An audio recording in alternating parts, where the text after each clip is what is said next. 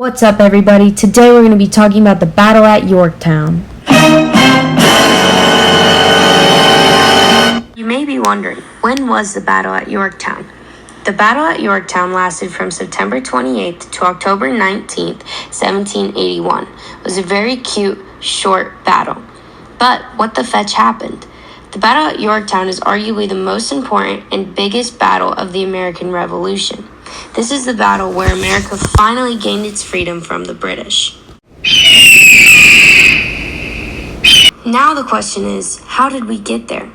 The Battle of Yorktown actually took place in Virginia, but previous to that, the British and colonists had been fighting each other for 6 whole years, and they were both exhausted.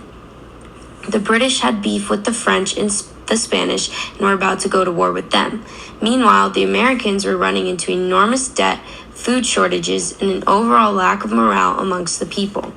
Each side just wanted to get that W and for the war to be over.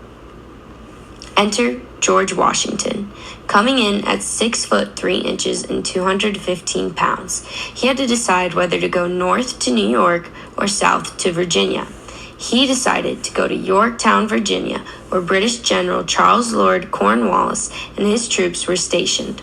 George Washington's French ally, Comte de Rochambeau, promised to aid Washington with the French naval fleet once they got to Yorktown. So George Washington and his men began their march all the way to Yorktown, Virginia. Once they arrived, they wasted no time to begin the siege on the British people, as well as beginning to dig trenches. George Washington commanded them to build the second parallel, which would get them right up close and personal with the British soldiers. Then, on October 14th, Washington commanded them to assault redoubts 9 and 10. This caught the British people way off guard, and the Americans went away from it victorious. The tides had turned in this war, and the Americans were fighting harder than ever before. The British, for the first time, were beginning to question if they really did have what it takes to beat the colonists.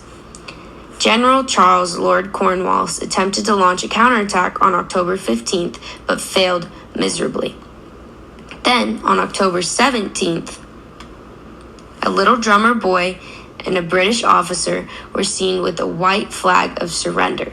They went on to discuss surrendering terms, and on October 19th, the British marched out of Yorktown defeated, and the Americans were officially free.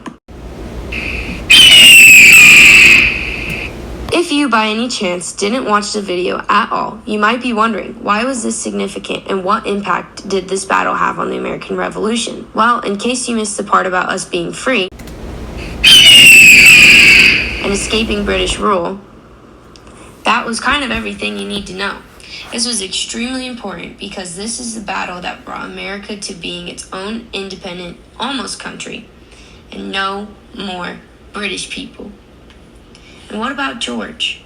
You may be feeling that he deserves a little bit more of a spotlight. Well, without his decision-making of choosing to go to Virginia instead of New York, and without his military tactics and his immense leadership throughout his army, America would not have gained its freedom. So essentially, without George Washington, there's no America.